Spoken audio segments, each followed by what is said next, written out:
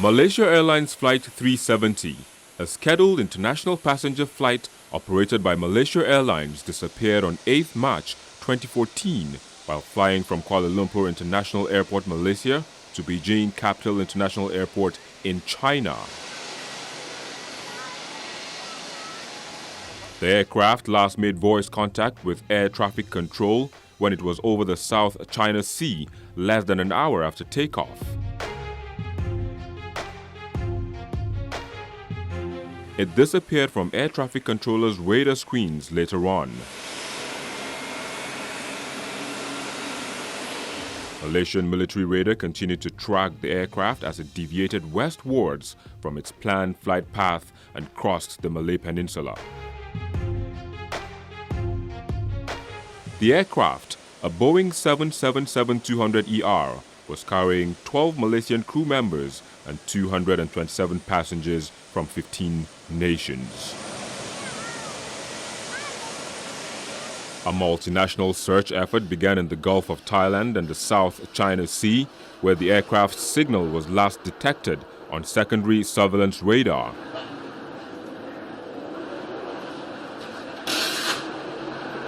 The search for MH370 is the largest and most expensive in aviation history.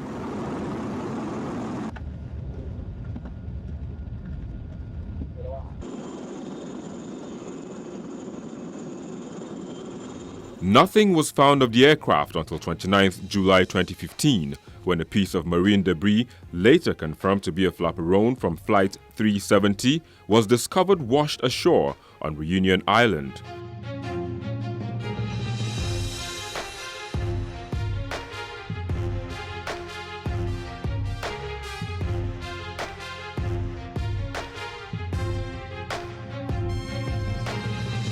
Although several additional small pieces of debris have been found, the bulk of the aircraft has still not been located, prompting many theories about its disappearance.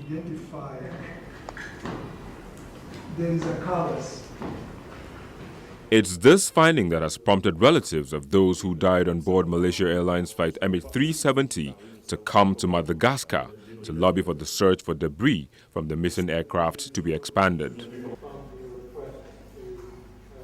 One of the family members who lost his wife and 2 teenage children on the plane said more debris could help determine what happened to relatives more than 1,000 days after the flight disappeared en route from Kuala Lumpur to Beijing. Definitely I will stop searching when I will have a definitive answer.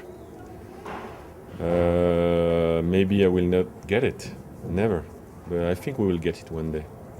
Because what I think is, I do believe that many peoples in this world have a small part of truth. And I don't think they can still hide it forever.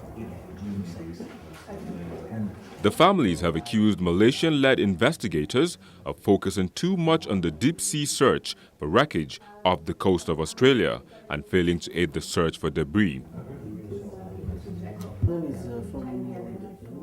A Malaysian lawyer, Grace Nathan, who lost her mother on MH370, said the bereaved relatives need all the help from authorities in Madagascar. We will try to split to 3 groups so that we can cover more areas in short time. So we have one person going to Tamatave. He will speak to many NGOs and he will speak to many people while he's there, have a press conference there.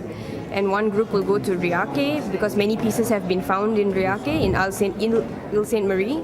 And a new place is Nosy Bay. No one has been to search for debris there before, so one group will go to Nosy Bay. We will try to raise awareness there amongst the local people, and we will also look for debris ourselves.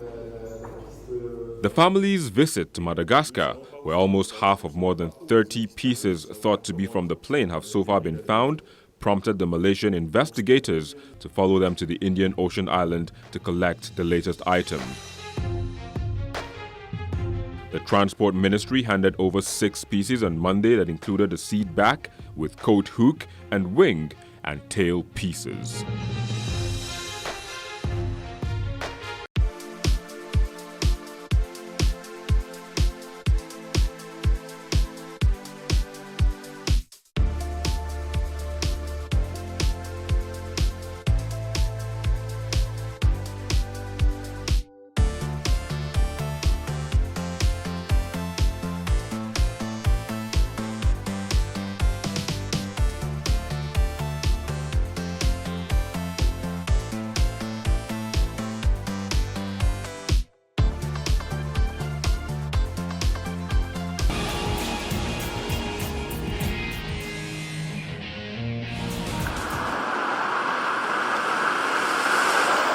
Montreal is the largest city in the province of Quebec and the hub of Canada's aviation industry.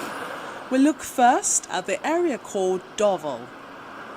Dorval is an own island on the island of Montreal, where Canadian census figures of 2011 puts the population at a little over 18,000 people.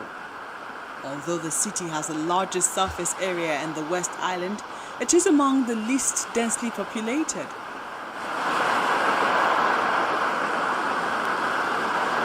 The Pierre-Elliott Trudeau International Airport constitutes about 60% of the city's land. The airport serves over 12 million passengers annually and is by far the largest employer in the West Island. It is also a major source of municipal tax revenue.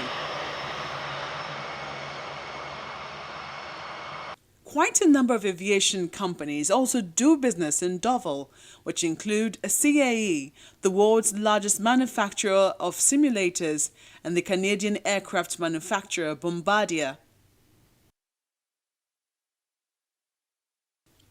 Away from Dorval to downtown Montreal, exactly at 999 University Street is where the International Civil Aviation Organization, ICAO, calls home. ICAO is a specialized agency of the United Nations. It codifies the principles and techniques of international air navigation and fosters the planning and development of international air transport to ensure safe and orderly growth. The organization has been in Montreal since it was founded in 1947. Its current headquarters was built in the 1990s at a cost of $100 million. The organization also feeds the city's economy. It employs 534 members of staff and says it generates some $119 million annually and creates 1,200 direct and indirect jobs. University Street in Montreal is not only home to ICAO, it also houses the McGill University. It is from this university that the street takes its name. And not too far from University Street is Victoria Place, and exactly at 800 is the headquarters of the International Air Transport Association, IATA. IATA is a trade association for the world's airlines, representing some 240 airlines. Language is also an interesting part of Montreal, as the official one here is French, but about 56% speak French and English, making the city one of the most bilingual in the world. Montreal also holds the pride of being named a UNESCO City of Design, historically the commercial capital of Canada, but it was surpassed in population and economic strength by Toronto in the 1970s.